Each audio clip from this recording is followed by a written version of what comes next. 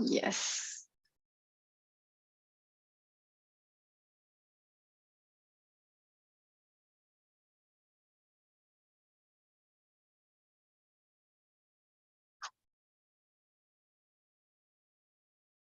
Good. Okay, so then what I need to do is going back here. Okay, I think we can get started, right?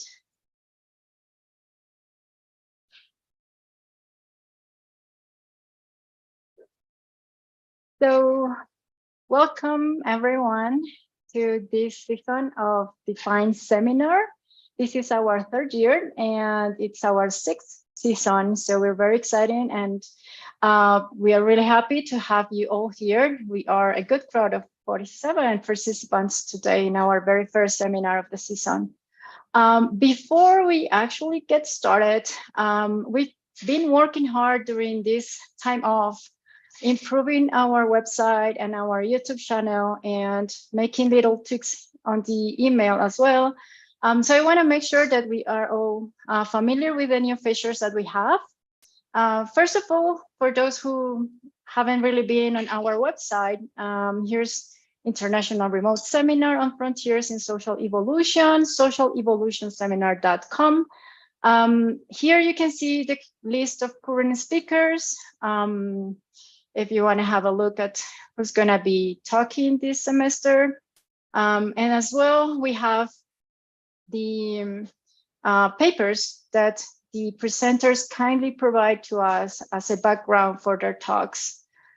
You can also see, if you're curious about who has been presenting over these 3 years, the list of previous speakers, and also their papers for their talks. A feature that some of you have used, probably we have our Find Teaching tab, which basically give you the teaching slides that presenters also kindly provide.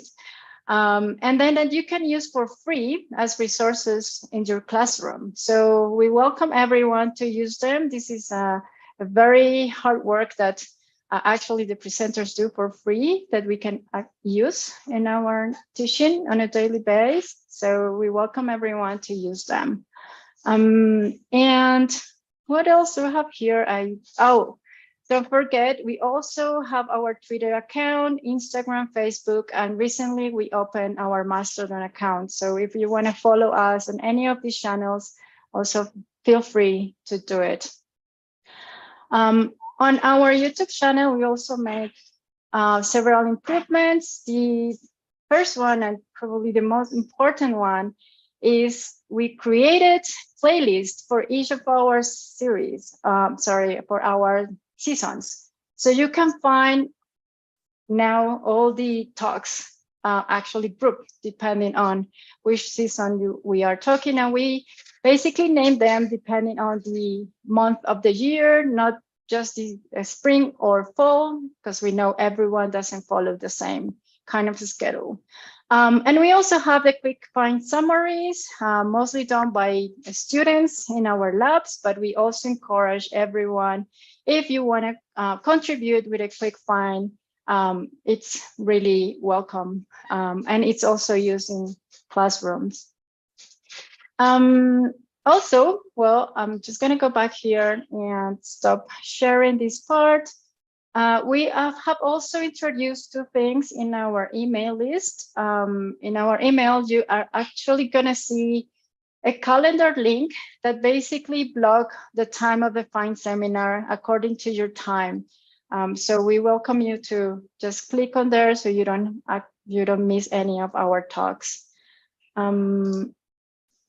And I think that's everything on our side for improvements, so on. Just a quick reminder, this is the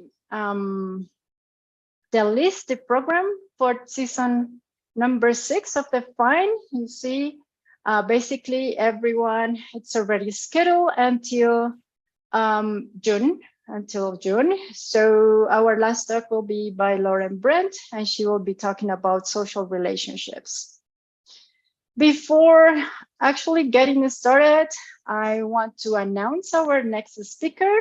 She's Floria Mora Kapper-Uy, and she'll be talking about mechanisms underlying parasitic manipulation of social webs.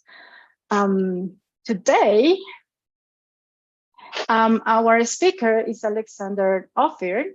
He'll be talking about variation in parental care, impacts the social brain, social behavior, and reproductive decision making.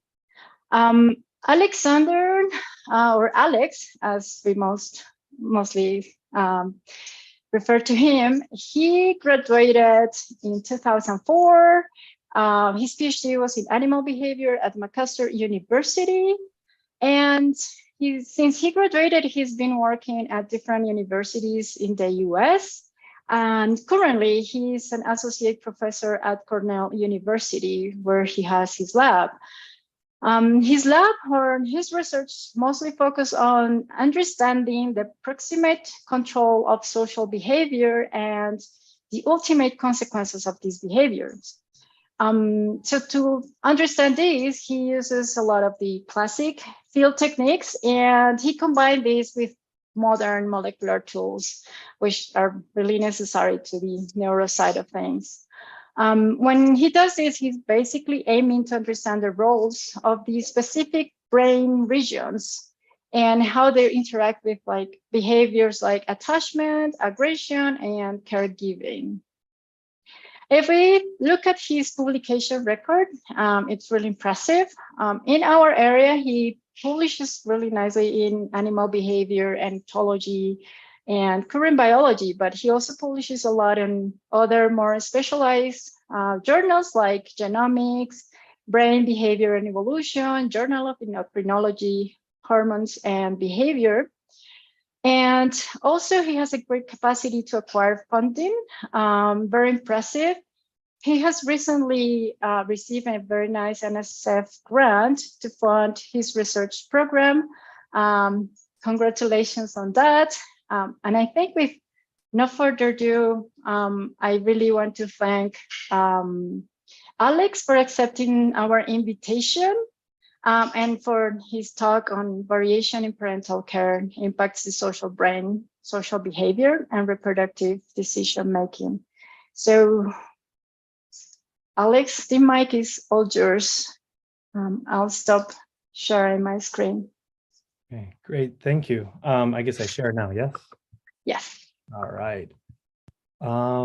As I do that, I'll just say thank you, Adriana, for that introduction, and really to all of you at Fine for inviting me to be one of the speakers. I think this seminar is really, really special. It came at a very important time, and it's continued to be really strong. And I'm just honored to be among some of the fantastic people that you've had and that I get to contribute. So yeah, that's just my way of saying thank you. I appreciate this so much.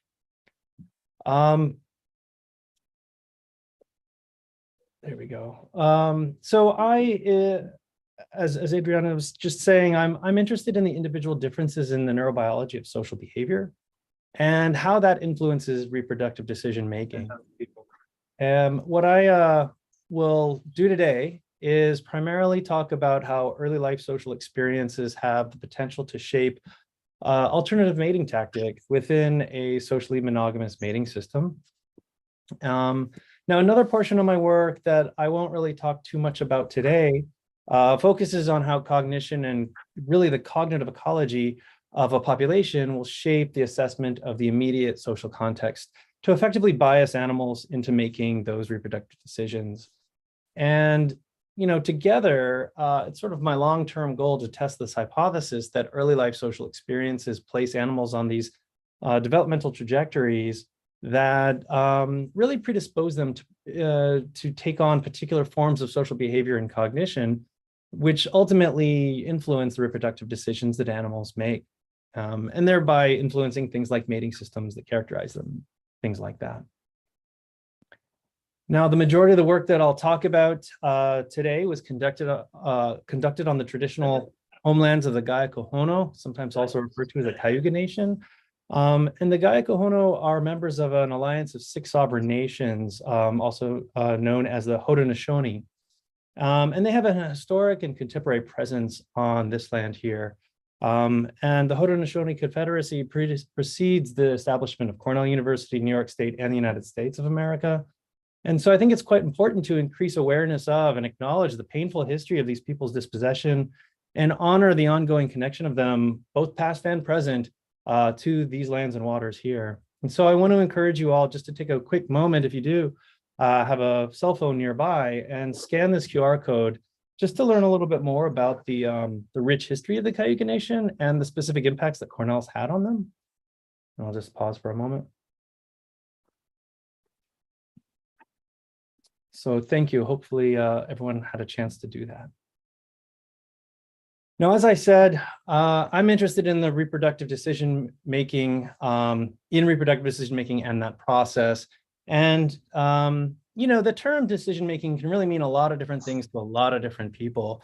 To me, decision-making generally refers to an individual's ability to contextually assess a situation and really come to a conclusion, and we can call that conclusion the decision. So this is based on past experiences and the actor's access to as much information that it currently has, and that information could be flawed or highly accurate, or anything in between. Now, in a reproductive context, this process can include a few things. For example, the culmination of information gathering, both the internal state of the actor and the external state of the social, ecological, and abiotic state of the world. And it also includes things like information processing that's necessary to determine the best course of action that will effectively lead to the maximization of Darwinian fitness. And you can see snapshots readily in nature, and just a few of examples I really like. For example, on a warm summer night, it's pretty unavoidable to miss the sound of a chorus of frogs sort of conglomerating around a body of water. Similarly, if you happen to go swimming in Lake Tanganyika, you might find a cichlid male digging a nest or shaking his fins in some sort of mating dance or territorial defense maneuver. And maybe my most favorite example of these is, of course, somewhere in the Midwest, a prairie vole alone out there in the world might be quietly tracking the movements of his conspecifics in hopes of establishing a territory and maybe establishing a breeding unit and a family. Now, it's cases like these and many other examples that are out there where individuals engage in these kinds of actions that are largely united in their purpose, which at the end of the day is to find and approach a mate and then to start reproducing. So in our lab, one of the things we're very interested in is understanding the reproductive decision-making process and identifying the sources of variation that influence that process. And so the sort of star of our show today is the prairie vole. Let's see, I should get a pointer here. There we go. Did that work? There we go. All right. So you'll find them in this sort of green splotch here in the middle of North America, from the central US up into Canada. And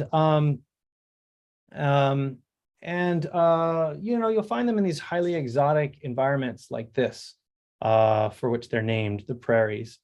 You know, if you've heard of prairie voles, you've probably heard the story that they're socially monogamous, and indeed they are. So that sort of can, among other things, be sort of boiled down to things like bi-parental care, which they engage in readily. They'll form these long-term associations with a single partner. Seems to be that they defend these rather small home territories. And it's just fantastic behavioral ecology work that and natural history work that's been done on them for decades past by many folks, but particularly among them Lowell Getz and others, that has sort of allowed us to have this really nice platform to discuss prairie voles and start to get into other things like the neurobiology of some of these behaviors. And some of that has led to this idea that prairie voles represent a really beautiful model for human love and attachment. And I think that that's an appropriate comparison in many ways. And of course, as a result, every February, with, like, for example, just passed around Valentine's Day, there's usually someone in the news talking about prairie voles and their love. And I think that's great. I don't get too jealous that they don't call me, that the media doesn't call me. But in part, I think that's because I like to sort of expose a few other things about their behavior. For example, prairie voles do indeed engage in extra-pair mating at a rather common rate, 25% or so. At least are engaging in extra-pair copulations. And so perhaps the reason the media doesn't call me is because maybe they're a better model for love and human attachment than we care to admit. Now, one of the things that I really like about prairie voles is that they have this really nice variety of social groups that you can find out in nature, so naturally occurring. And, at a almost equal proportions, not exact, but close, what you'll find is sort of male-female breeders raising their offspring, single mothers alone raising their offspring, and to a very slight lesser extent, communal breeders where you'll have males and females, a male-female pair with their offspring and other adults there.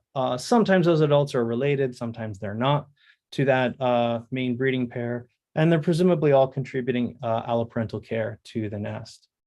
And so we really have this nice spectrum of different kinds of experiences that prairie voles can have when they are developing in the natal nest. And so the way we study them in the field, and I use the term a little loosely when I say field, because these are outdoor enclosures that we do. And you can see hopefully here, this is an example of one of our enclosures here at Cornell, overlooking Cornell down here in the valley, which you almost certainly can't see. But in any event, we'll take our animals, we'll collar them with a jelly bean sized radio transmitter, which hopefully you can see right here. We'll place them in these enclosures, and someone, these days usually my students, will go out there with a Yagi antenna and a receiver and sort of triangulate the unique frequencies that these transmitters produce to sort of figure out where these animals are within these enclosures. And over a series of measures each day and over several weeks, you can start to get a picture of the home territories that these animals can be found in. And so what we'll do is we'll usually boil these down to sort of core home ranges. And what you can see here is each of these shapes represents a home range of an individual. And the shapes that have solid lines are males, and the dashed lines are females. And what you can hopefully see, we've color coded based on sort of things like shared amount of space relative to others in the enclosure and things like that. We can effectively establish who is paired with whom. And so you can sort of see that they have these kinds of high degrees of, let's call it spatial fidelity, high degrees of overlap between partners, males and females, with some overlap here and there among other non-pairs. And typically in the field, animals that engage in this behavior are referred to as residents. And so we can kind of loosely translate that to pair-bonded, socially monogamous animals. But what you'll notice is that that's not the only kind of pattern of behavior that you'll see. You'll also find these much larger home ranges that are, intruding into multiple home ranges of others, rarely showing that same pattern of spatial fidelity with another individual of the opposite sex. And I'll also point out just briefly that females also engage in this behavior just as much as males do. Though today I'm going to focus on male behavior, we are, in my lab, interested in the female side of the story as well. But in any case, this wandering behavior, this kind of behavior is often referred to as wandering. And when we look at the proportions of these two alternative tactics, what we find is that residents are often, if not always, much more common. And so they're the bourgeois tactic, if you will.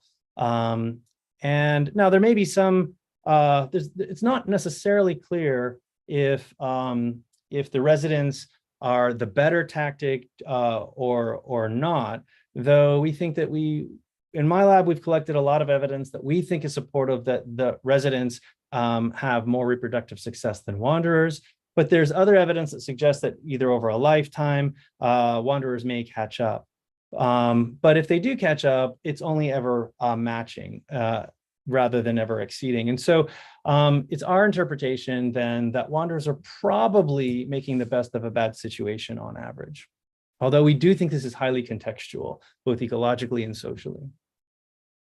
Now, more recently, we've started to drill in a little bit further into the distinction or making a sub-distinction within the residents, where we've started to parse out what we refer to as true residents, which are those residents that are effectively just breeding with their partners, or at least only showing evidence of intra-pair mating.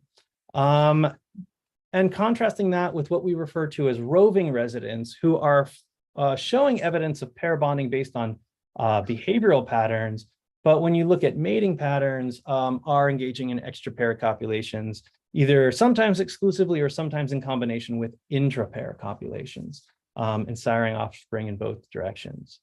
And when we look at the proportions of residents versus wanderers, what we've noticed is that usually true residents, I misspoke. When we look at the proportion of true residents versus roving residents, what we find is that true residents tend to be a little bit more common than rovers. For example, in this sample of data, that's what we found.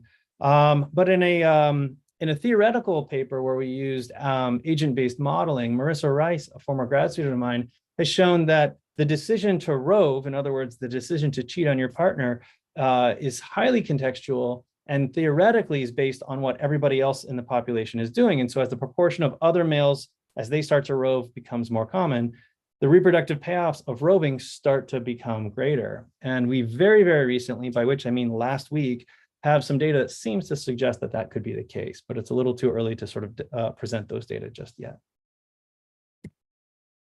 All right, but all of this is to sort of provide a bit of a groundwork for the hypothesis that I really want to talk about today, which is that early life social experiences can alter developmental trajectories to shape reproductive decision-making. And in my lab, we approach this hypothesis through the lens of developmental landscapes, which were first envisioned by Conrad Waddington.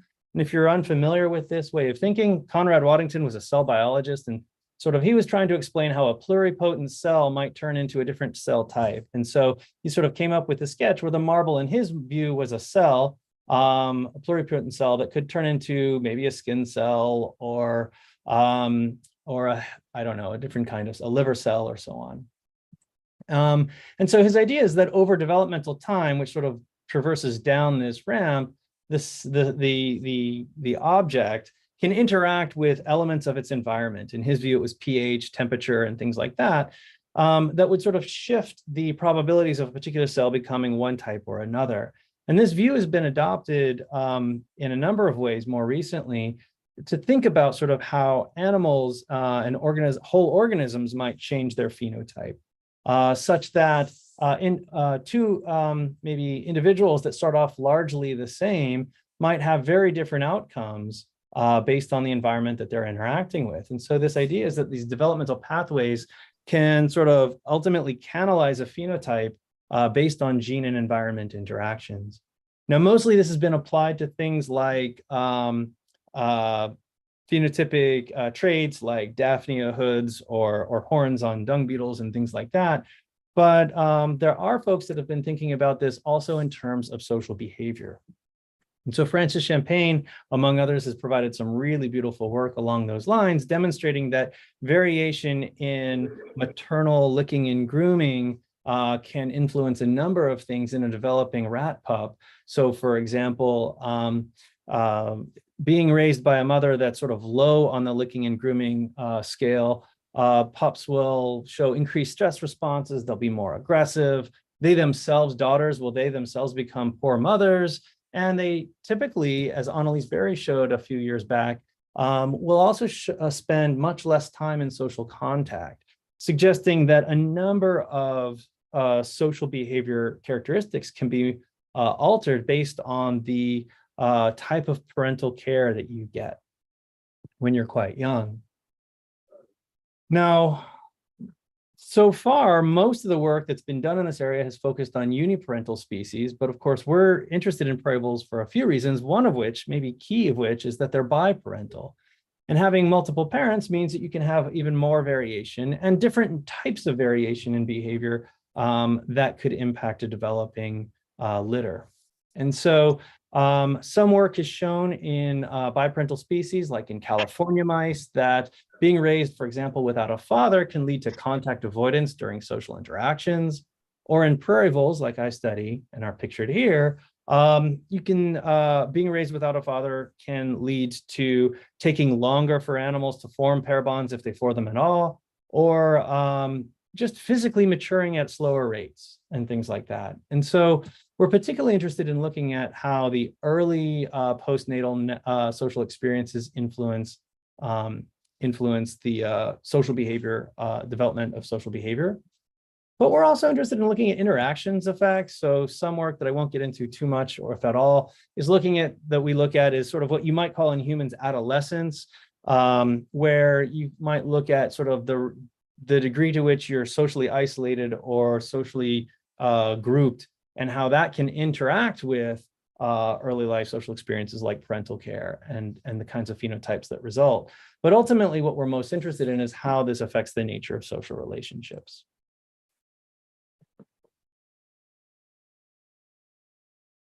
So to kind of get into it a little bit, Lisa Hura, who's pictured here, a former graduate student of mine, who's now a DP3 fellow at University of Colorado Boulder, showed in my lab that biparental raised pups receive much more care than uniparental raised pups. Now, that might not seem like a huge surprise to many folks. It wasn't a huge surprise to us either.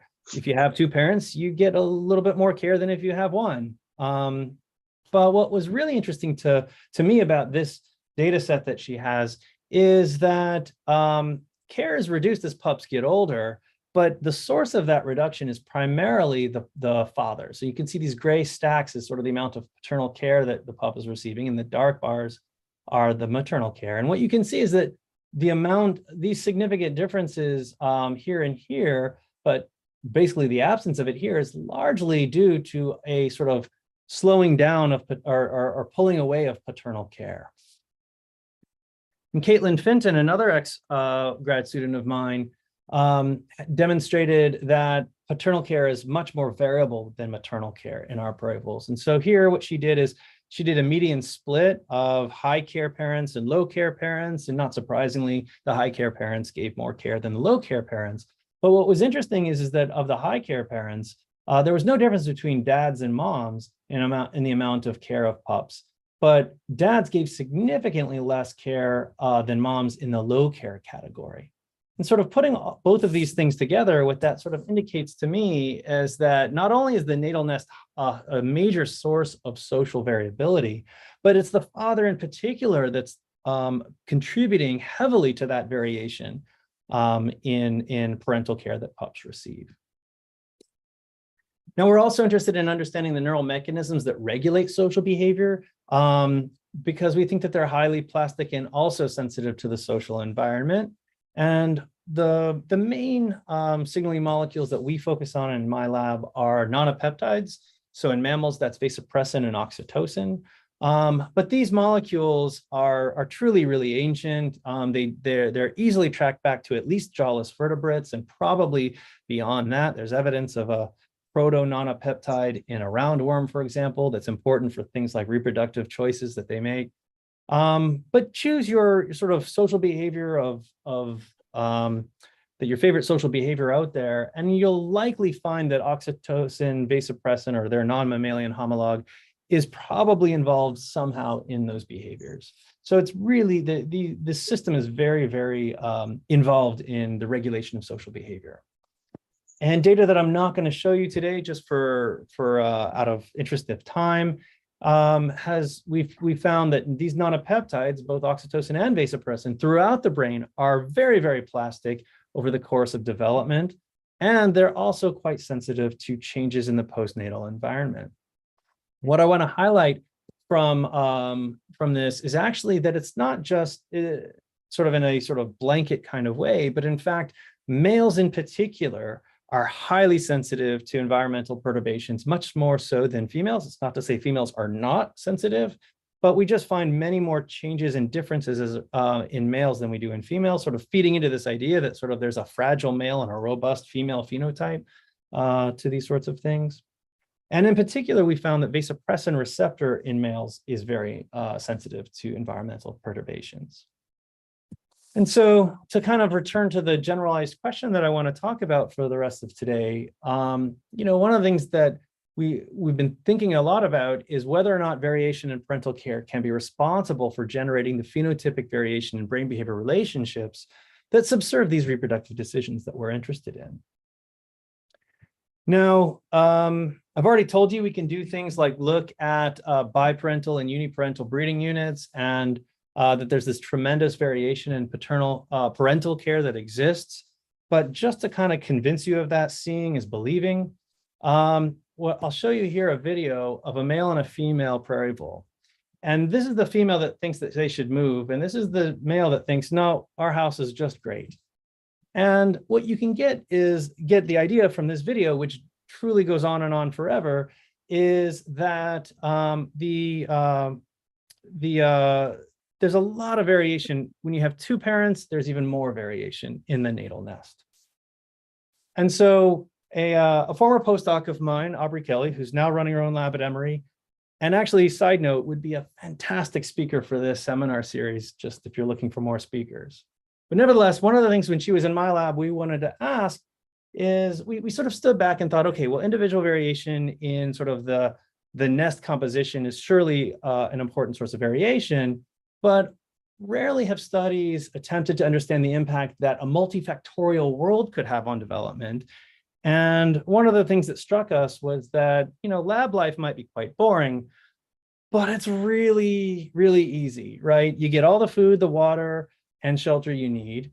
Nobody's trying to eat you. Life is pretty good in that respect. And I don't think I need to convince the rest of you that the real world is very much not like that. And so in a tip of our hat to just that added degree of complexity in the real world, we wanted to see if we could sort of add a little bit more of a challenge in a lab experiment. And so what we did is we housed our animals in a very traditional sense with one big exception. So if they wanted to eat, they had to walk the length of a 5-foot tube. That's just under 2 meters. And sometimes that tube was flat and that was an easy walk. And sometimes it was at about a 30-degree incline, which is a walk that takes effort, but one that they could achieve. And what we were trying to do here is effectively create a trade-off for the parent. That is a trade-off in either taking care of themselves or their offspring. And so we created this 2x2 design where we had single and biparental family types and both experiencing either a trade-off or non-trade-off context. And to sort of just show you an example, here's a non-trade-off mother. She's got pups that are attached to her nipples. They have this tenacious nipple attachment, which means basically the pups won't let go. So if mom's hungry, it's not a problem. She just walks and takes the pup with her. She can have a snack while her pups can too, and life is good.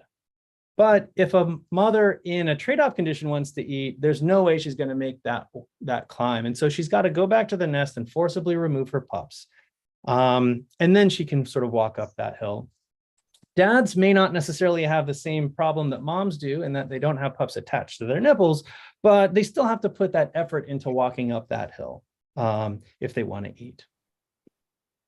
All right, so how did this manipulation impact the parent's behavior? That's sort of the first question we need to address.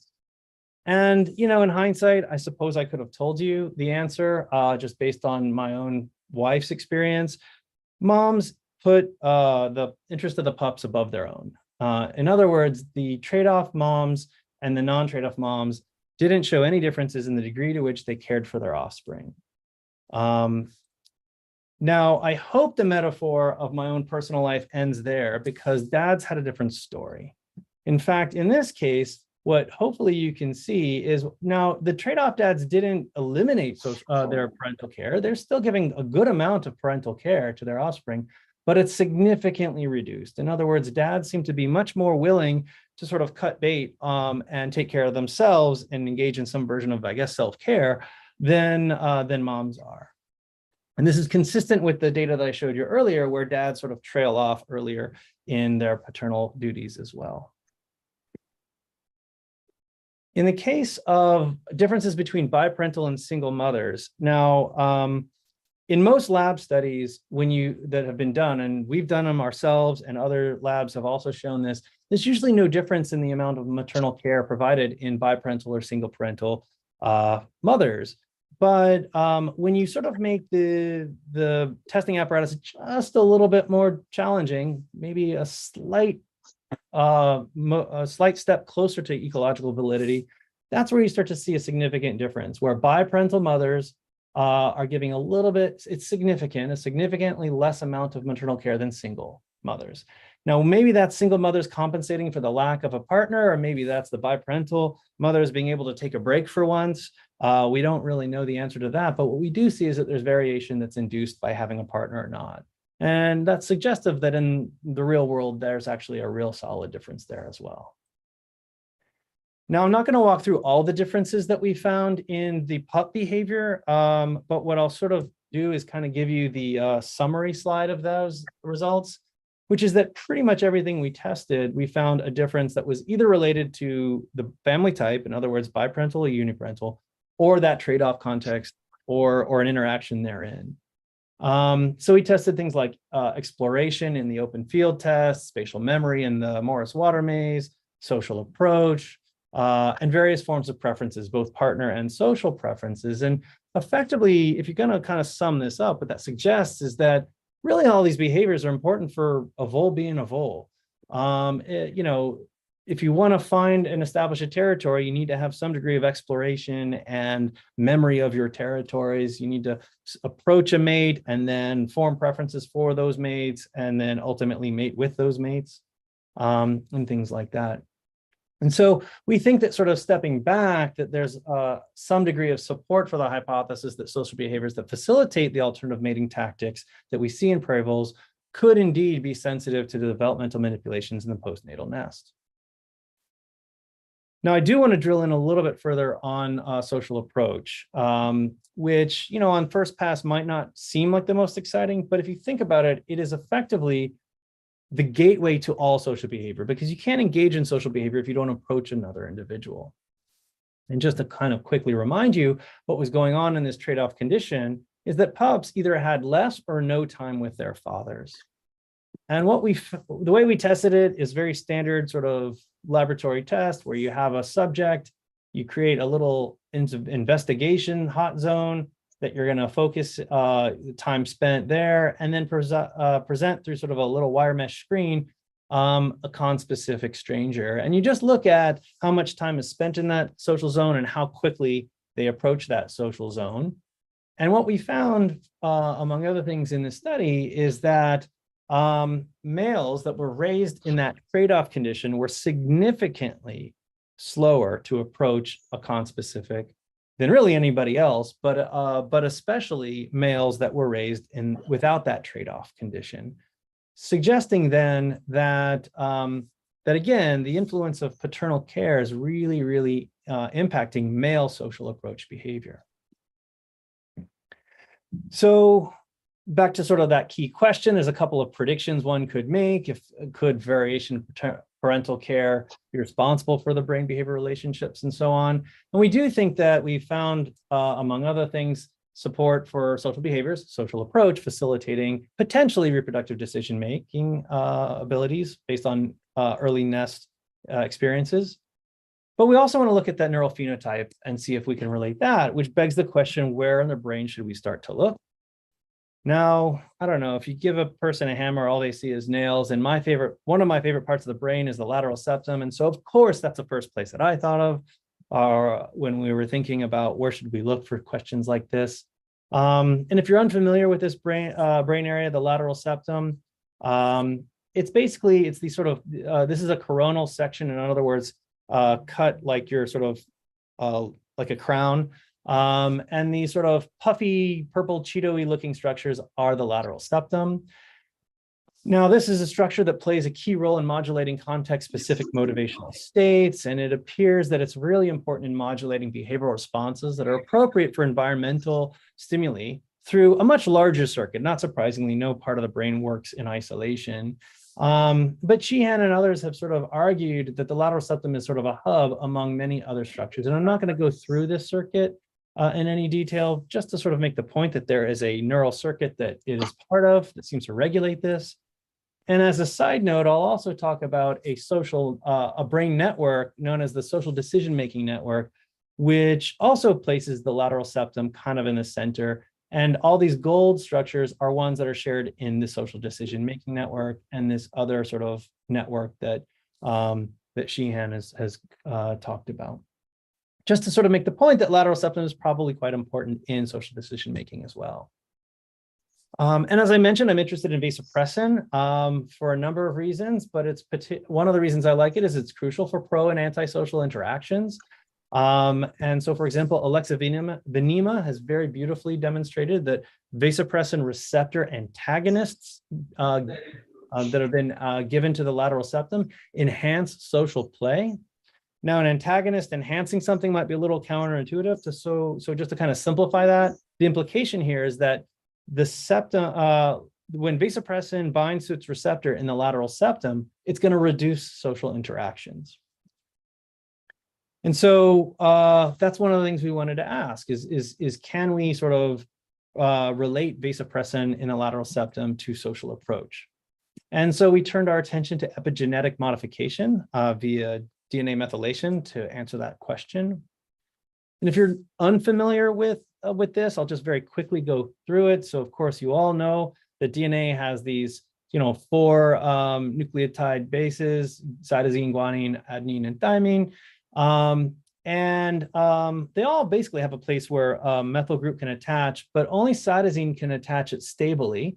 But it's only able to stably bind it if it's followed in the DNA sequence with a guanine. So in other words, a C followed by a G.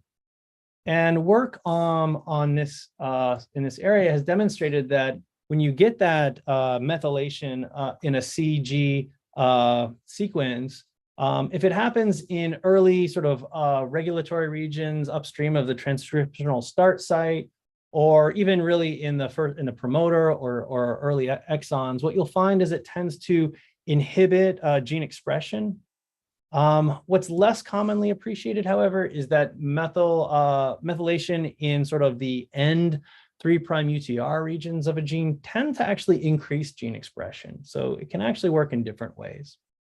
And so you can kind of have these different zones of the gene that either silence or increase gene expression.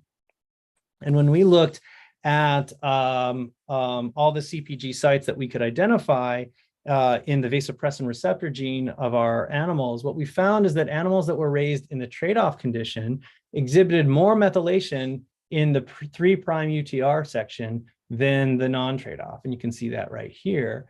And so what that suggests then is that these trade-off raised animals should really have increased vasopressin receptor in the lateral septum if those previous studies on DNA methylation are to be believed. And that's exactly what we found. So what you're looking at here on the x-axis is septal vasopressin receptor methylation at this one 3' UTR section site. And on the y-axis is relative septal vasopressin messenger RNA expression, in other words, gene expression. You can see that there's a positive and significant correlation there. But what we also found is that gene expression on the y-axis also related differently between males and females, specifically that males in that trade-off condition showed much more vasopressin receptor than males in the non-trade-off condition. And just to remind you, there's the behavior of social approach that we saw. And so you can sort of get the sense that these two things look a whole lot alike, which is quite impressive in and of itself. But beyond that, pushing it further, if you look at percent methylation on the x-axis and the actual behavior, latency to approach, it's only males in the trade-off condition, this one quadrant down here, that shows a significant and positive correlation in terms of methylation and behavior. And so what this kind of suggests is that more vasopressin availability, more vasopressin receptor availability, presumably increased sensitivity for just sort of the natural vasopressin that's circulating in the brain to bind to, and in effect, reduced social interactions.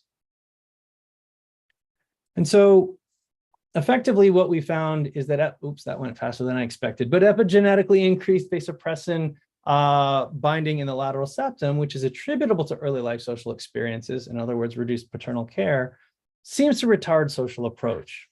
But what that still sort of leaves as a question is, what about mating decisions? To what extent does the lateral septum influence sociability and monogamy in prairie voles? Now, a few years back, actually inspired by a commentary on a paper that Aubrey Kelly wrote as a graduate student, I started thinking about sort of the interface of nonapeptides, because the vole world talks about this monogamy, polygamy sort of distinction between prairie voles and meadow voles, and how prairie voles are monogamous and meadow voles aren't, and vasopressin and oxytocin are both important in sort of regulating the social organization. But Aubrey and Jim Goodson were working in strilded finches, all of which are monogamous, and showed that particularly septal vasopressin and a little bit of oxytocin seem to really, really dictate how social they were. So for example, you can have zebra finches who live in flocks of hundreds, or territorial strilded finches like violet-eared waxbills, for example, that live in monogamous pairs, but without anybody else around. And so this sort of sociability, gregariousness kind of continuum seemed to be there. And what's interesting is the lateral septum is involved in both of those behaviors, both in the monogamy polygamy spectrum and the territorial gregariousness one in either voles or finches. And in fact, when you compare the sort of either receptor or peptide expression between the indiscriminately social, like maybe you call the meadow voles or zebra finches, being a little bit more indiscriminate than prairie voles or these violet-eared waxbills, compared to the more selectively social individuals, you see very similar patterns between the two taxonomic groups. And so this got us thinking that maybe something in the lateral septum might impact sociability and differences in sort of the likelihood of animals wanting to be with others and so on. And so Lindsay Saylor, who's a current postdoc in my lab, got a hold of some dreads. These are designer receptors exclusively activated by designer drugs. And if you don't know what these are, that's fine. Quick, simple introduction. You basically take a receptor that you've manufactured in the lab that only responds to a drug that you've also manufactured in the lab and is not naturally occurring in the body. You take that receptor, you put it in a little viral vector, you give it to a part of the brain, and once it's there, it'll sort of embed its receptors in the cell membranes of the neurons and just lie there dormant unless you activate it by a drug. In this case, the drug can sometimes be called CNO or clozapine nitric acid, but we used a different drug that's got a little less off-target effects called C21, compound 21. And what that'll do is it'll bind to those designer receptors and make the receptors do something. And there's different types you can create. You can have ones that make neurons fire, or you can make ones that make those that suppress neuron firing ability. So we used an activating neuron, one that basically, when we give a little small IP injection of C21, would make the neurons fire like crazy. And we delivered those to the lateral septum. We also created control groups where we would have animals that had those dreads in their, those receptors in their lateral septum, but gave them saline instead of that drug to turn the neurons on.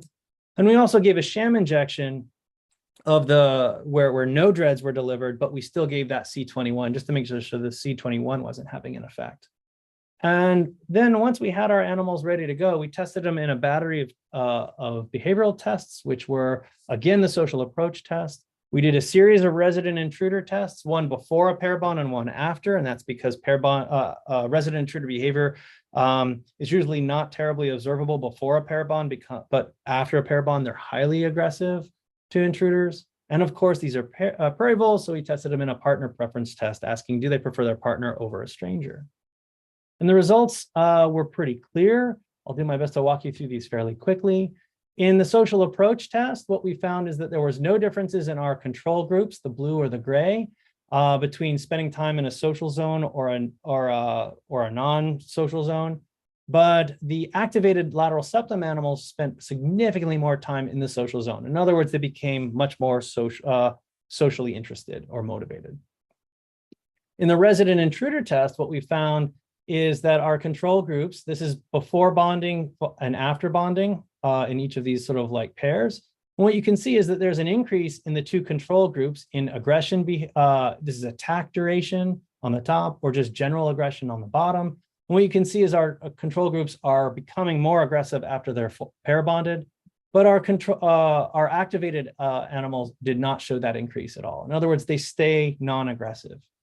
But what's more is that in fact, they start to become more pro-social. So here, what we're looking at is time spent cuddling with the intruder, which of course you don't see a lot in our control groups, but we see a significant increase in huddling with the intruder in our manipulated animal group.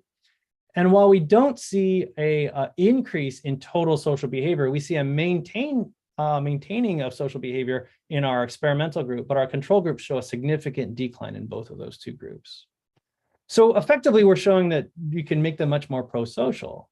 So the implication then is that when they are put in a partner preference test, they should become equally social with both animals. But in fact, what we find is that selectivity of a partner over stranger is maintained in all of our three groups, suggesting that we can maybe make them much more social, but we don't really impact that social selectivity for a partner over a stranger.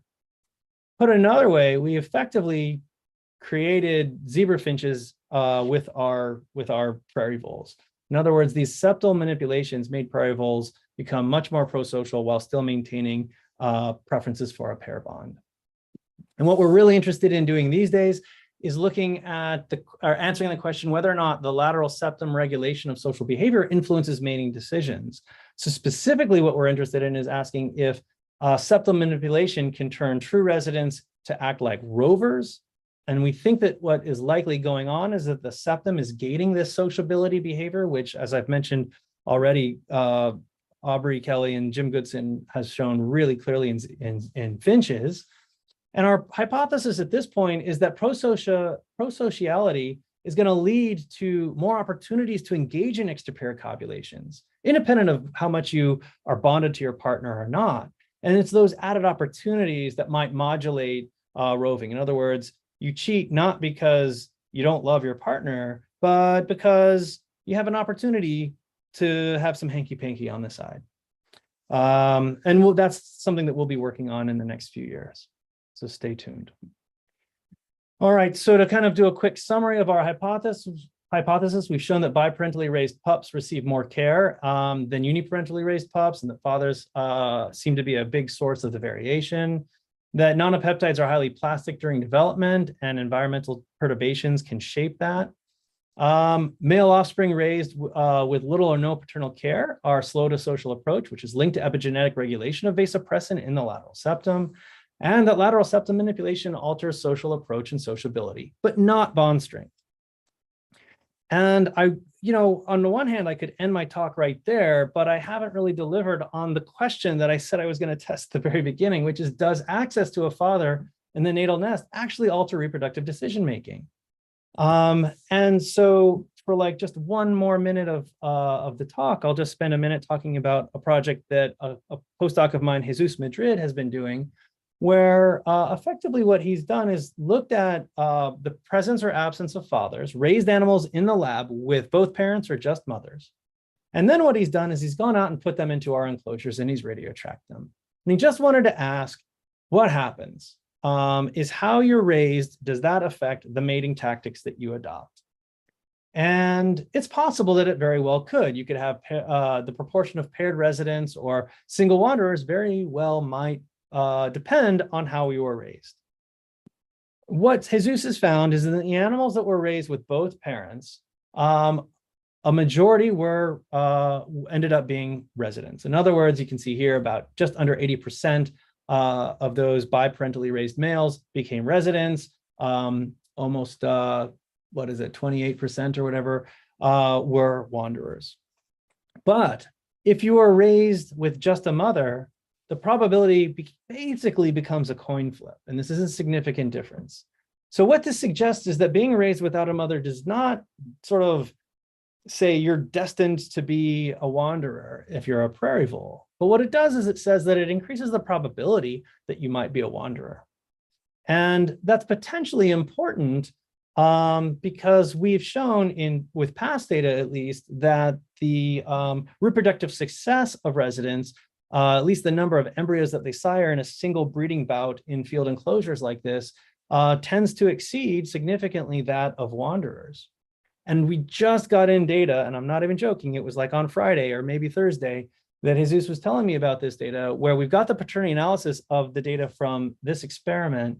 And as it turns out, the probabilities of the reproductive success of these dad absent animals, whether they're wanderers or residents, is about equal. But in the mom and dad present bi-parental group, it's the residents that outproduce the wanderers. And it also looks like roving may actually be the extra pair copulations may be a major source of some of that. And so nevertheless, what it suggests is that there's a possibility for fitness differences based on not just the tactic you take, but maybe how good you are at that tactic when it comes to reproducing. Anyway, stay tuned for those data because I said they're hot off the presses, and so hopefully we'll be writing them up very, very soon. All right, so that's basically the last part there, that access to fathers in the natal nest appears to alter, well, certainly alters reproductive mating decisions and may actually alter the reproductive success of the animals as well.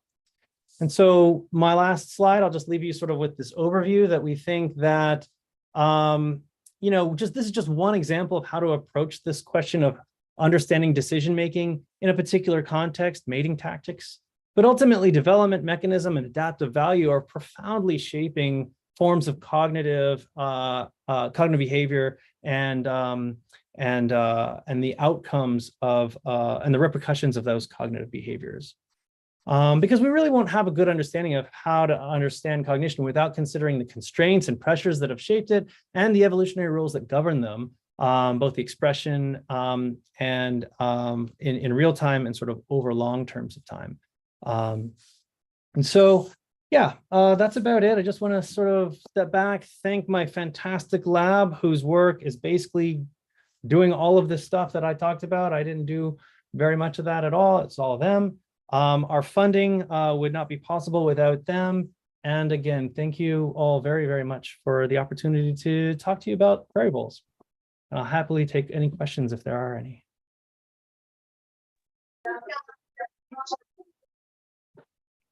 Thank you very much, Alex, for such a great talk. I think we really kick it off very nicely. And we learned a lot about voles, something we didn't know before. Extra permitting, 25%, that's a good number. So just a reminder for everyone here in the Zoom, just type in the question mark in the chat and I will be calling your name in the order I get the question mark. And please do not forget to state your name and affiliation, and just one question at a time, please. We're trying to build community, so that helps us to get to know each other. And for the people in our YouTube channel, please type in your questions. Lauren will kindly relay them here to the Zoom room, and keep in mind that we might have some delay between the Zoom and the YouTube transmission. So just hang in there. We'll get to the question, no worries. So let me just check the chat. Okay, we've got a question from Theo Baker. Yeah, hello, I'm Theo Baker from University of Bonn. I'm evolutionary ecologist, and I will thank you very much for your interesting talk. I have a question about the difference in home race sizes between paired males and females. What do they relate to? To the probability of extra pair relationships, or? But sometimes there is a big difference. Sorry, I want to make sure I understand the question exactly. So are you, and by the way, hi Theo. Hello. Are you asking, do the sizes of the home ranges between males and females vary based on who's engaging in extrapair copulations? Yeah. Great question. We have kind of indirectly started to explore that. We have a data set that's a little bit funky right now, but we started to look at that one in part because it's a data set where we actually saw the most variation in home range size. And the reason we saw that is the manipulation was we either added males, not females, to enclosures that either had hippocampal lesions or sham lesions, basically no lesions. And so not surprisingly, we expected to see a lot of variation. We had hoped that the actual lesioned animals would show very different patterns of behavior, space use behavior. It's not shaken out exactly as we expected, but we do think that we're seeing some of that. But what's interesting is we think it's possible that we are seeing differences in home range sizes of the rovers versus the true residents.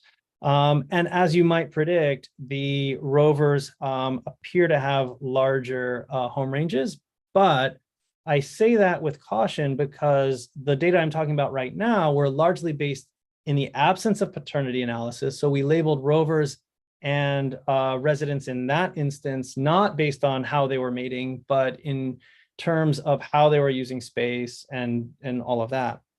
But we've sort of finally got our paternity analysis in for that. And it's not as clean as we had thought it might have been. And so cheating the actual roving label, which would be based on that, on paternity, may or may not actually be shaping up to sort of show variation in home range size.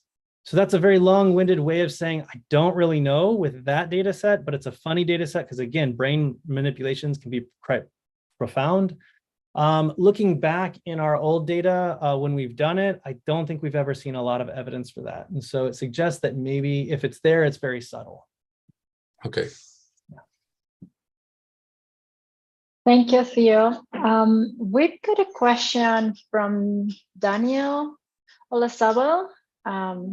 You can actually ask it yourself, Daniel, because he posted it here.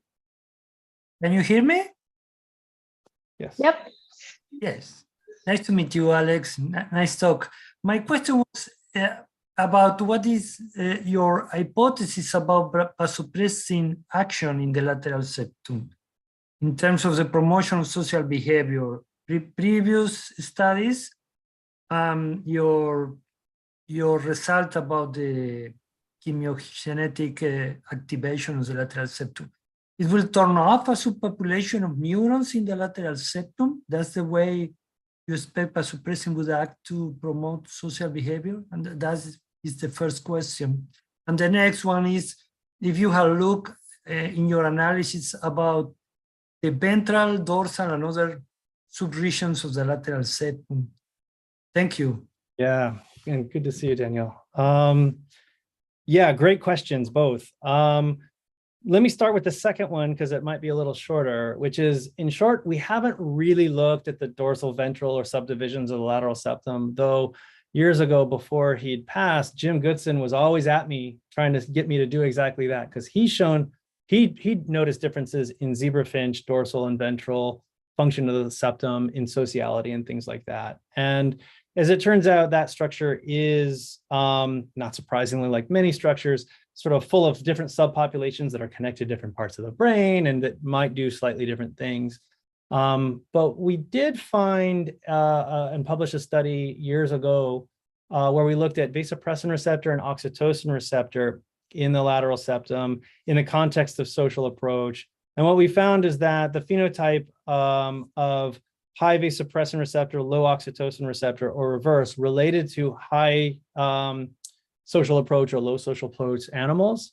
And as you probably know, and maybe some others in the audience know, vasopressin and oxytocin in many structures of the brain and actually in many behavioral contexts tend to have opposite effects of one another to a degree. And so it's possible that those two were playing in a weird sort of way. And it was in that study that Jim in particular was asking, hey, you should look at sort of the top and the bottom of the lateral septum to see if it relates. And we didn't see anything that sort of shook out, obviously, but I would not be surprised if something were there. To answer your second question, one of the reasons why I like the lateral, or sorry, your first question, one of the reasons why I like the lateral septum is it is just so darn confusing. It does so many different things, and you know, yeah. What I think is happening, and this is what we're going to be studying for the next 5 years or so, is that so vasopressin, and so typically when you hear GABA, you think it's an inhibitory neurotransmitter.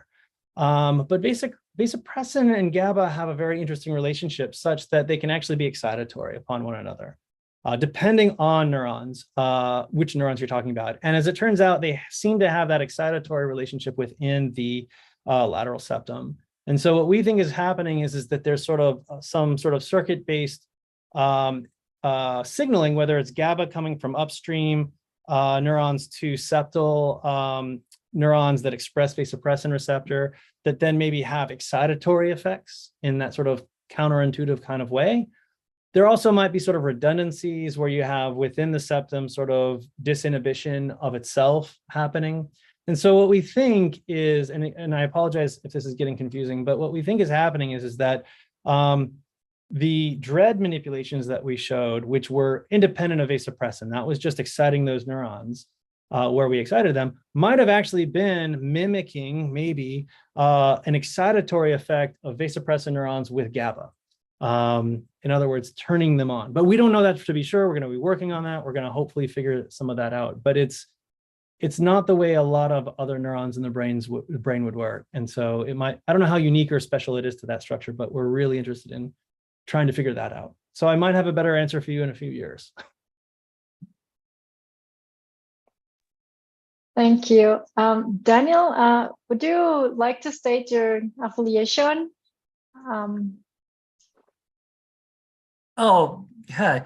I'm from Uruguay, in South America. I work at the School of Medicine here in Montevideo. Oh, great. Welcome to the seminar community. And thank you for your questions. So our next question comes from Clara. Hi. First of all, Adriana, how do I get the screen to the side-by-side screen? Side by side. I'm still seeing the last slide of the presentation. I can stop sharing. Maybe Alex, can we stop sharing and then they'll make it? Yeah. Oh, there we are. There we are. Thank you. Okay. I'm Clara B. Jones, and I'm really happy to be here. This is a terrific talk. I read your 2020 paper in Advances, and I had about 9 questions or comments from that paper. I'll just stick to the talk today. First of all, I'm sure it's been done possibly by Mary Jane in 2003, but I think your work so impressively highlights the use of alternative reproductive behaviors as a model in the lab and the field for studying ARBs. And, I think that's a terrific thing about it. Now, a couple of comments. Your work is consistent, the experiment that you did, and all of your work showing that males are more variable throughout your behavioral studies is consistent with Michael Lerner's 1954 hypothesis that females are more canalized than males. Let me stop and ask you, do you think that makes sense? That has been my hunch, for sure, based on some of the work we've seen and I've seen in the literature. Yes, I think that could very well be the case. Yeah. Okay, that's interesting.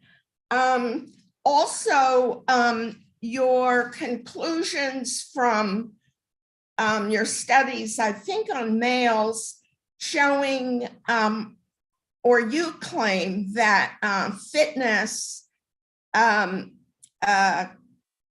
is different depending on the strategies. In his 1984 classic paper in American Zoologist, Steve Ostad claims that ARBs cannot evolve unless over a lifetime the fitnesses are equal. So that paper, I don't know, may be important to you. Also, did you say that male strategies vary with age?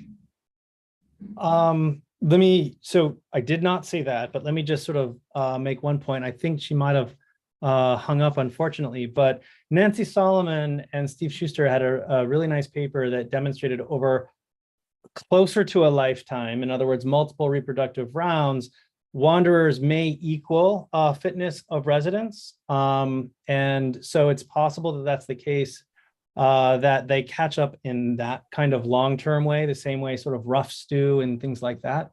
But I do think that there's sort of some more subtle biasing of you're going to be more predisposed to do better this way or that way based on your developmental history. But it's an important comment to make based on the comment you just made. To the second question that you just made quickly, we haven't looked at age effects on tactics, but Betty McGuire had at least one, if not a couple of papers talking about how there is tactic switching over a lifetime. So it's a very plastic one. It's not fixed.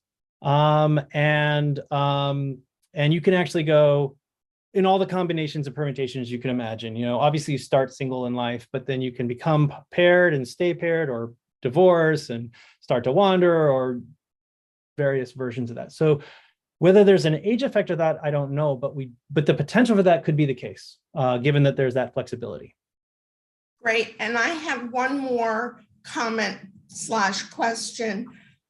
In your experiment, looking at female, in your case, similarities of females on an incline and not on an incline, don't you think that even though some of your experiments show no difference, there could be a significant energetic difference that could influence strategies and fitness? Yes, short answer, yes. I mean, that's largely what we were really hoping to impose, is that energetic, cost. I'll be honest, one of the things that we were surprised by is that we didn't see major differences in body weight. I thought we would have, because these moms, if they're staying on the nests all the time, they must be losing weight. And, I imagine the incline moms just weren't eating. And we were measuring food intake, but it was, of course, both mom and dad in some cases. So it got, we weren't able to do it individual by individual. So yeah, I was a little surprised by that, but I do, first of all, females are so strong physiologically and other ways as well. And I suspect that maybe they're just sort of able to take that energetic hit. Again, to that robustness versus fragile phenotype that I was alluding to. I suspect that might have played into it a little bit, but yeah, we were surprised by that. Terrific, thank you. Thank you. Thank you, Clara, for engaging in this many questions. We encourage everyone in the room to ask questions, especially the new members and the students in early career. This is a nice opportunity to interact with Alex and with everyone else in the room. And our next question comes from Christina. Hi, thank you. I'm Christina Nord. I'm a postdoctoral scholar at UC Davis in the Bliss-Moreau lab. I work with the rhesus macaques there. And Dr. Jones actually asked the questions I had regarding the lack of variation in female behavior. But I was wondering perhaps, because I was thinking that lactation is just too energetically costly to allow for any variation there. I'm wondering if there's any variation when they're not lactating or during mating. Do you ever see female variation in general, I guess is there any window for which they can vary? Yeah, so I mean, the answer I'm going to give you may not be the question you just asked, but it might have been the one you were going to ask, which is actually Jesus Madrid, again, this postdoc in the lab, actually has a project where he did mass spec analysis on milk from females that were raised, or not raised, females that had partners or females that didn't. And we see, not surprisingly, some differences in the milk content and protein content. We're trying to figure out what that all means, because right now it's just a list of basically not even like metabolites, really. But there's something going on at that level, even just there. So whether that's sort of the indirect effects of whatever added energetic costs are of being a single mother versus not, and how that affects the milk composition. Interesting questions that we don't know the answers to just yet, but we do have a little bit of that. And we haven't really looked beyond that, really, to look at the differences between that, other than the things that I've kind of talked about, like how it affects maternal care, how it affects having a partner, how that affects the care you give, and maybe how you interact with your partner when you do have them, and things like that. And then this is the only physiological measure that we've looked at so far, is the milk content. So I wish I could give you more answers. Almost certainly they're there. And it's a great question. Yeah. Thank you, Christina. Our next question comes from Suleima. Yeah, hi. Nice talk, Alex. Really interesting. I'm Suleima Tang Martinez. I'm retired from the University of Missouri in St. Louis. I have several questions, but they're all, I think, really short. One, Alex, I was wondering what I'm assuming that you have a breeding colony at Cornell, and those are the voles that you're using. And so I was wondering what the geographical origin of those voles are, and whether you think that, I'm thinking obviously of the major differences that have been described between Illinois and Kansas voles, and whether you think that had you used a different population of origin, that you might have seen different results. Yeah. And I'll ask my questions one at a time. Okay, great. Yeah. Hi, Zulima. Great to see you. Hi. Yeah. So yes, we trap our animals in Champaign-Urbana, Illinois, because of exactly this issue. And we go out there about once every 3 years to keep our animals at basically F1, 2, or sometimes 3. COVID delayed us to getting out into the field by about a year, but we've got some freshy animals now. And it's exactly for that reason that we do that, because honestly, we kind of want to circumvent the very important question that you're asking, which is the populational differences that have been demonstrated, particularly the Kansas ones. And I understand that Bruce Cushing and Adam Smith are actually doing some back to that kind of work, and so they may have some better answers than I could give. But you know, I've long been inspired by the work. There's one paper by Nancy Solomon that showed that when you test animals in, I think she did Indiana and Kansas over a couple of different seasons.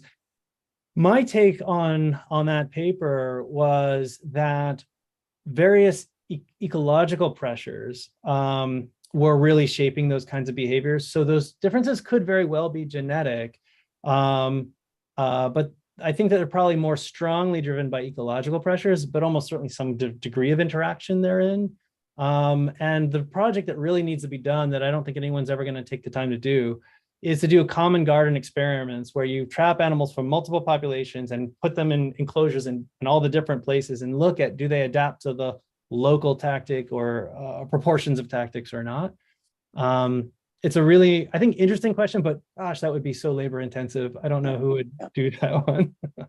Yeah, I just wondered because, you know, obviously there's a possibility that there could be different results, but I just wondered which population you had. So you have the population that is presumably more monogamous. And so I think that also facilitates your ability to do this really fascinating research. Another question that I had was, when you look at the wanderers and the residents, and you talk about extra pair copulations, and you might have answered this at the very end of your talk, and I was a little uncertain whether you were answering the question I had or not, so I'll go ahead and ask it anyway. Do you see a difference? I mean, when we talk about extra pair copulations, we're talking about the pair bonded individuals going out and mating with other individuals. And so I'm wondering if you see any difference both for male residents and female residents when they do have extra pair copulations. Are they mating more? Do they seem to prefer wanderers over residents, or is it about equal? What's the story there?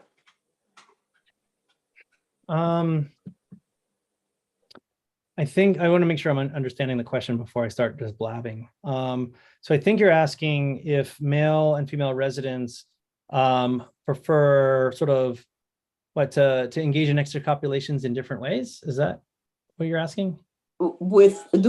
Like when they do engage in extra pair copulations, are they more likely to be mating with wanderers or with opposite sex individuals in other resident pairs? Right. Yes.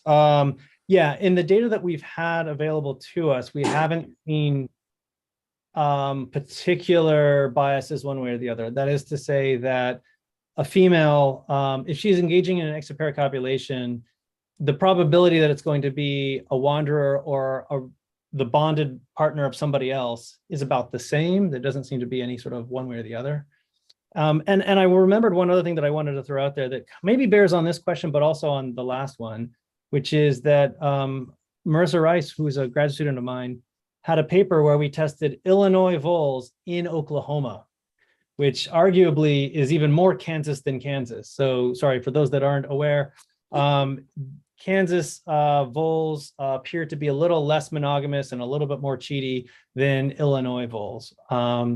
And when we tested our Illinois voles in Oklahoma enclosures, what we found, we didn't radio track them. So we don't know whether they were bonded or not bonded based on space use, but the amount of mixed sire litters that we found was off the charts high in a way that I'd never seen before. Wow.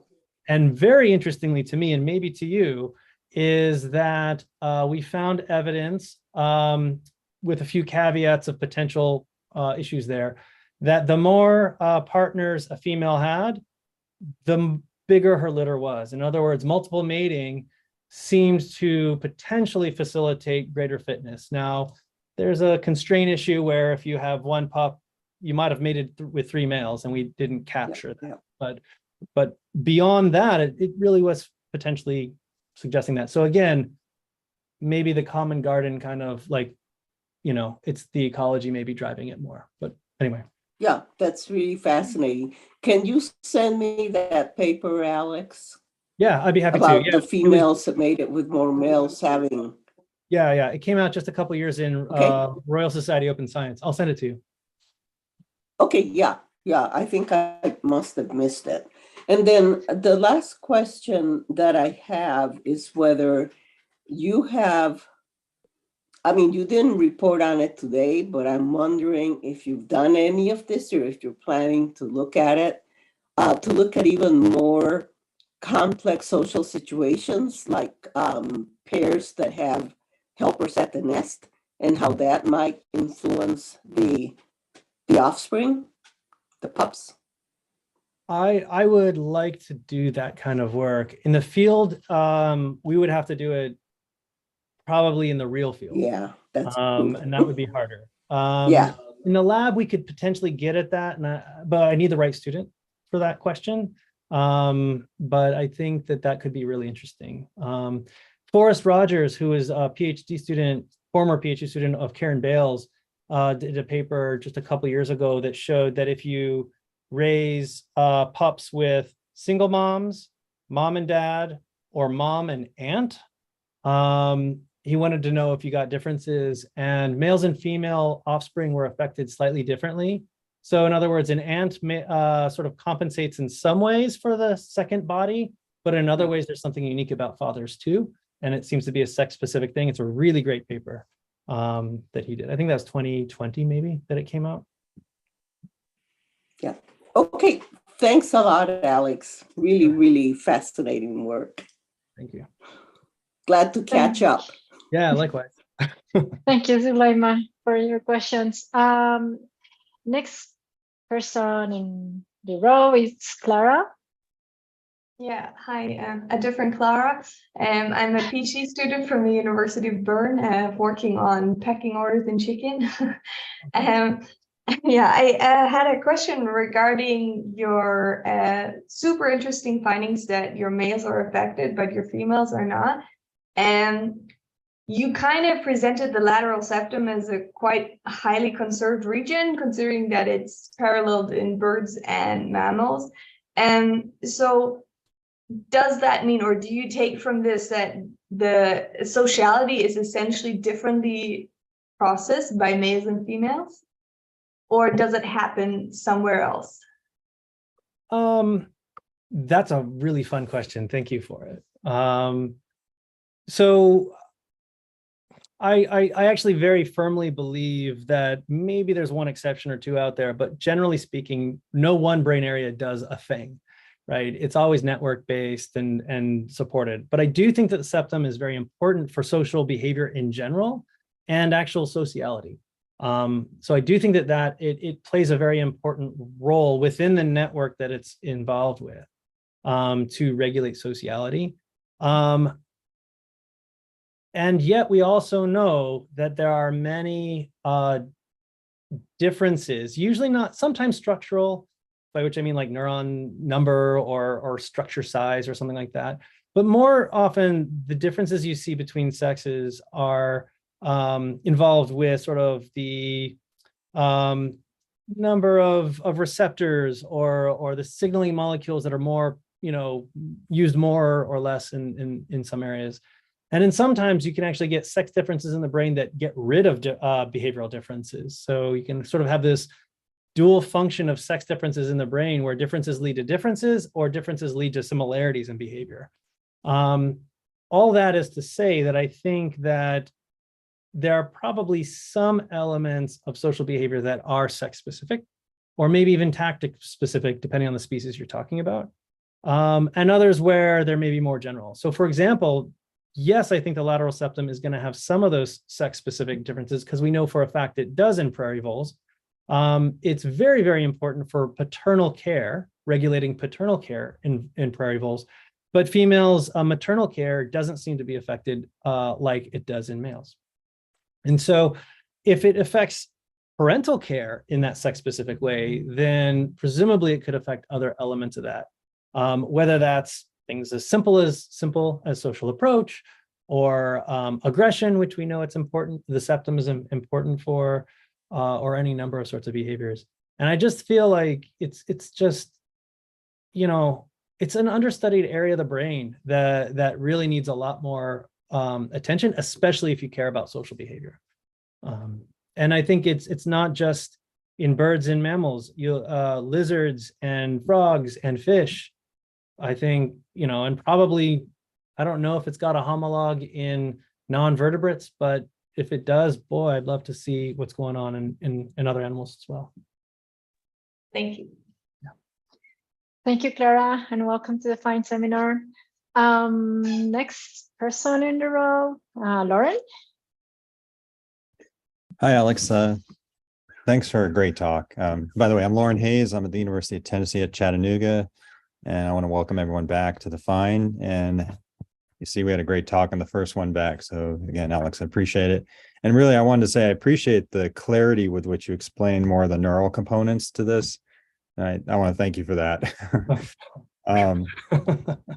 So actually, a couple of my questions were taken. Zulema got mine on communal care.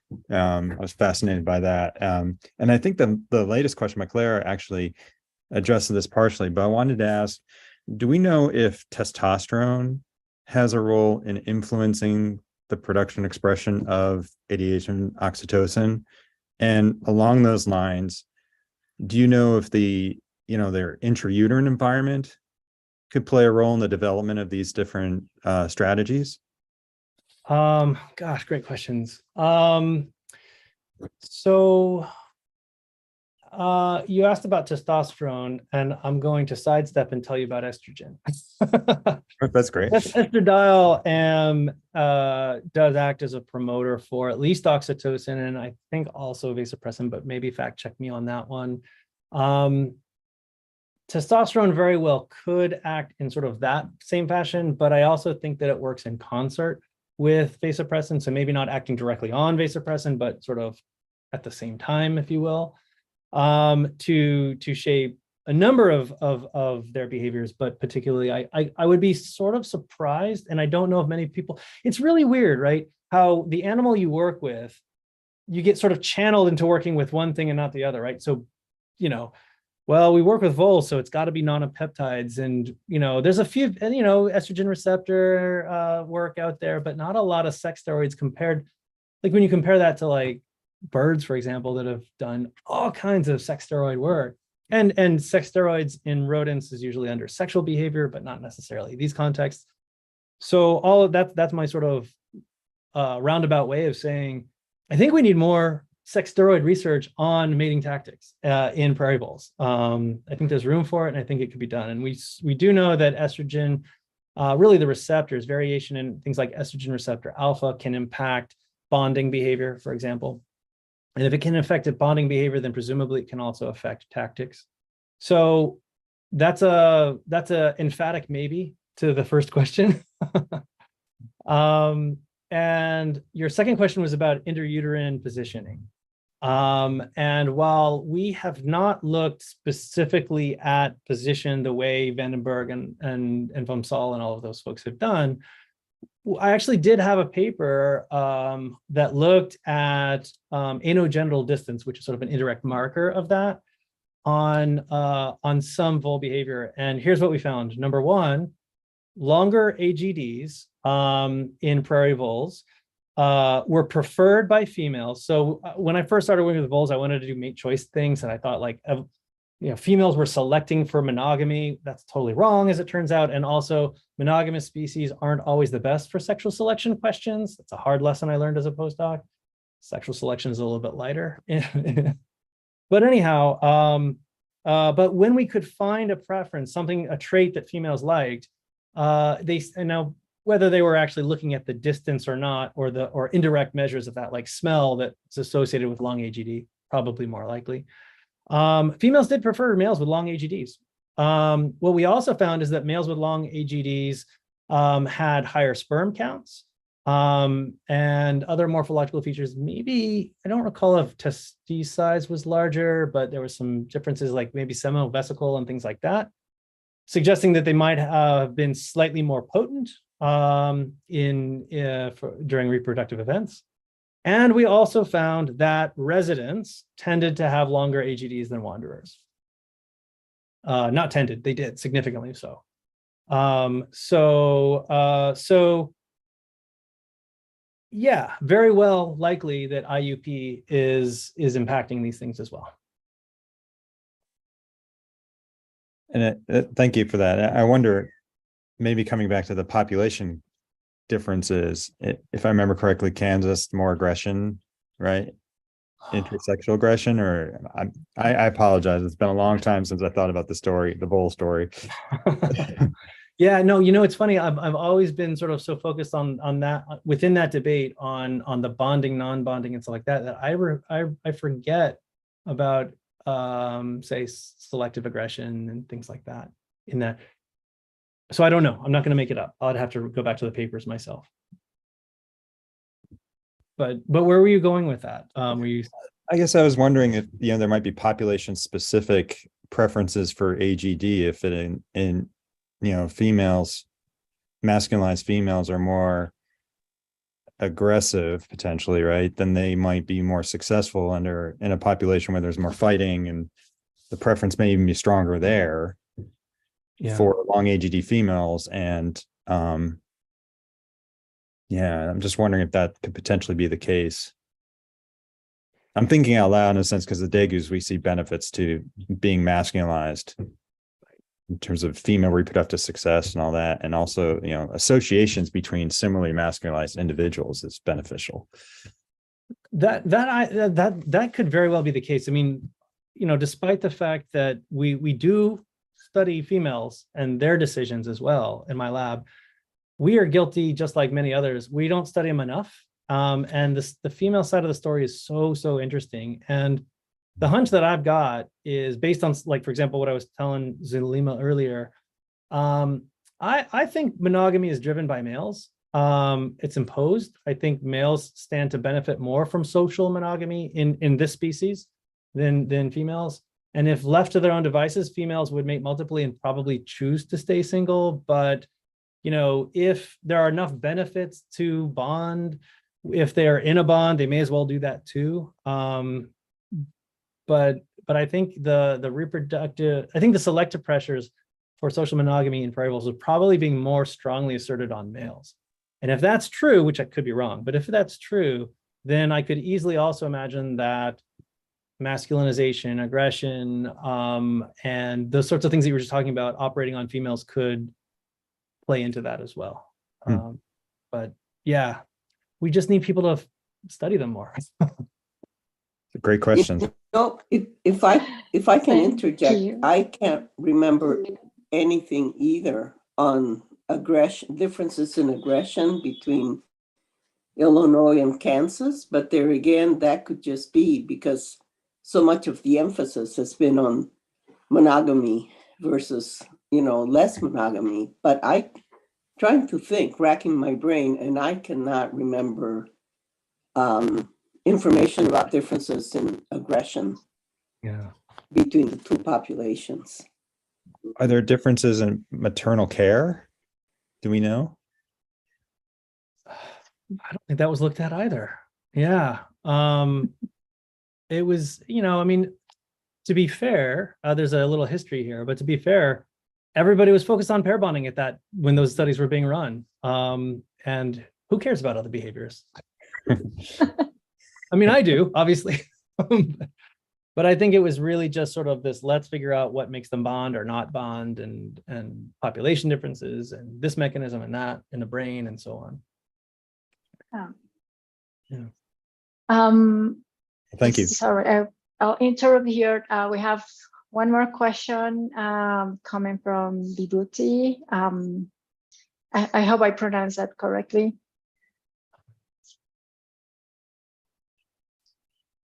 Hello. Am I audible? Okay. Hi, Alex and everyone, and thanks for such a great talk.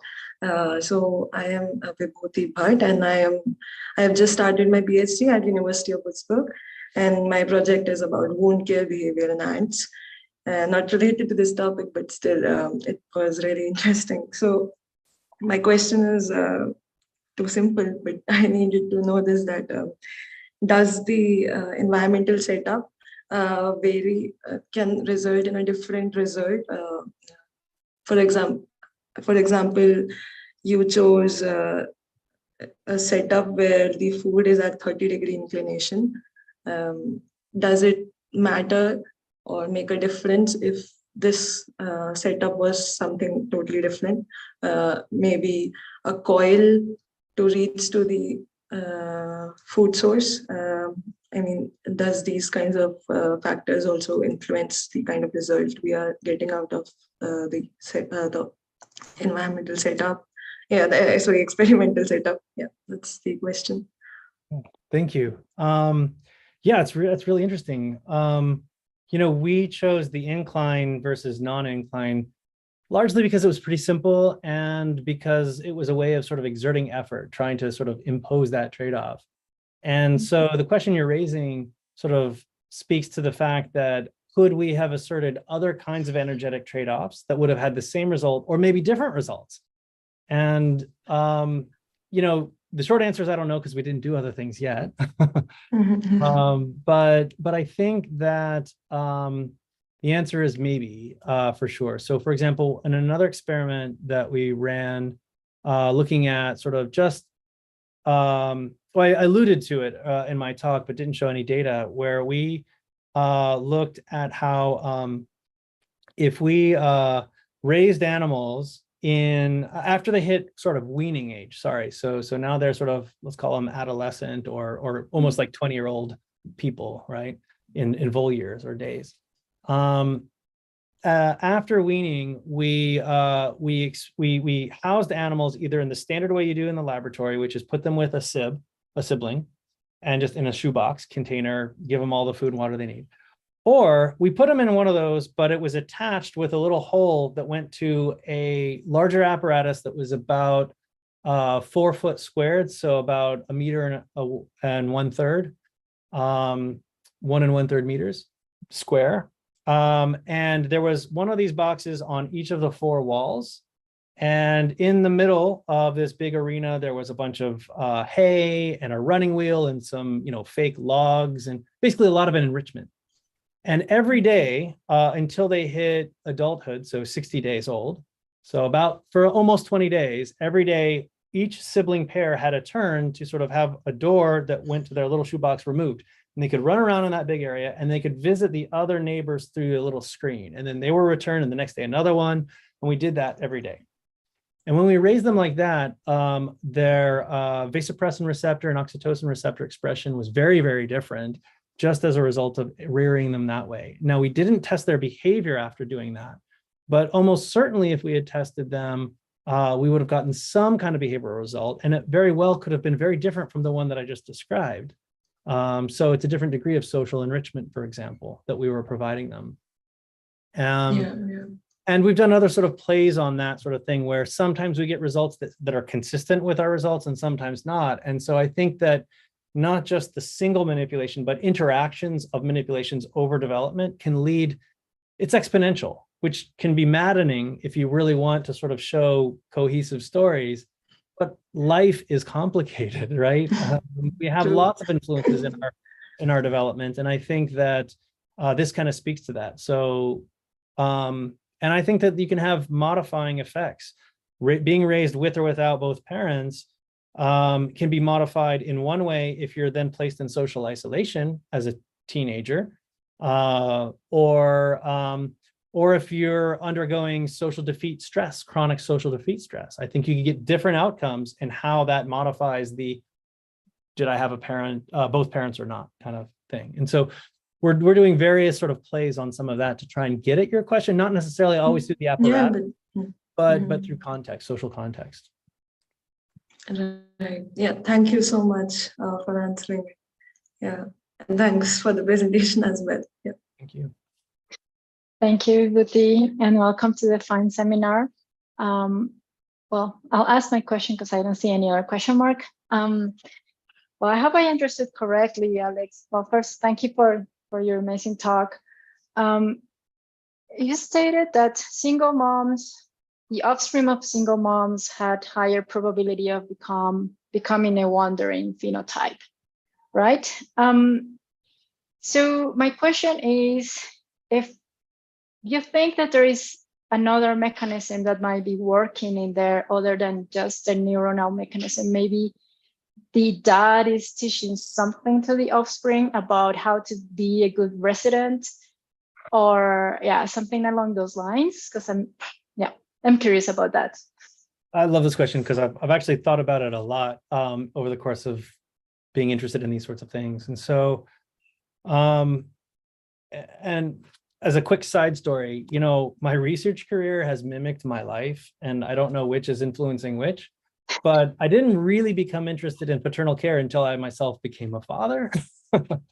And that tracks, you know, I became interested in pair bonding when I was getting engaged and all of these sorts of things. So anyway, that point aside, I do think that that the nature of the kind of parental care that a father and a mother gives is different.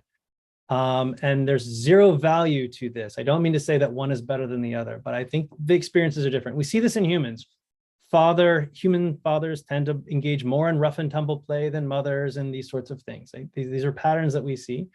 And you also see that in other non-human primates. And so I suspect that those kinds of experiences are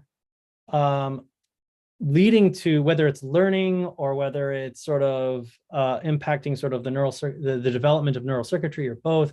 You do think that those have long-lasting implications. And in fact, Forrest Rogers' paper that I mentioned, where he basically had, you know, two parents, a mom and an aunt basically raising the pups versus a mom and a dad, and showing a lot of similarities in the outcomes, but a couple of differences. And I think if I remember those data correct, it was males whose pair bonding was impacted by not having fathers, was delayed or something like that, if they didn't have a father, even if they had two caregivers. So I think it speaks to this idea that there's maybe something unique. Now, whether it's predisposing pups to be better at wandering if they are wanderers, because again, it's no prediction to, you know, if you have a dad, it teaches you how to be a better resident, maybe, but maybe not. But I do think that there's something about the nature, not just the quantification, but the quality of the type of care they're getting, that can also impact these things, which is why I think it's really important to study paternal care. You know, I very much care about basic science. It's really where my heart is, but I also think that there are some translational sort of human impact kinds of implications of having good models for paternal care. And there's a reasonable number of mammals out there. You know, our voles are great, California mice, degu. You know, I just think that the more we learn about these kinds of questions, the more we can answer it properly. But that's a very long-winded way of saying, I think yes, but we haven't been able to really nail down the specifics of that question. And I hope that sounds great. I know Sulema has a question, but I want to ask a very quick one. If we can convert these voles into a zebra finch, can we actually get it backwards? Can we get a zebra finch to be just a single monogamous vole? Yeah. That is a question, obviously, for a zebra finch person. I suspect if Jim Goodson were still alive, or if Aubrey continued working with birds, they would have answered that by now and done it really, really well. I suspect the answer is probably yes. If you play around with the nonapeptide system, particularly in the lateral septum of zebra finches, you can probably get them to slide back in that direction on a continuum, I mean. And I feel like they did those manipulations. Yes, Aubrey did do those manipulations and showed that, I think it was antagonists. Boy, it's been a while since I read the specifics of this paper, but I think zebra finches preferred smaller flocks when that was manipulated compared to larger flocks. Not so much that they were like all the way to the wax bill, like stay away from me kind of level, but to go from I like to flock in hundreds to I prefer smaller flocks was pretty strong as well. So I'm pretty sure that she showed that. And boy, if she were here, she'd be saying, you should know this better. and she's right, I should know that better. But I'm pretty sure she showed me. Thank you, Alex. Our last question for There will be Suleyma's question. Yeah, I have one more, if I'm permitted to have one more, since I already spoke. Alex, I was thinking about the fact that you said that being a wanderer is not necessarily a permanent condition, and so you can have wanderers becoming residents. Did I interpret you correctly about that? Yes, I think Betty's shown that. Okay, so when you talk about single mothers being more likely to give rise to wanderers, is that the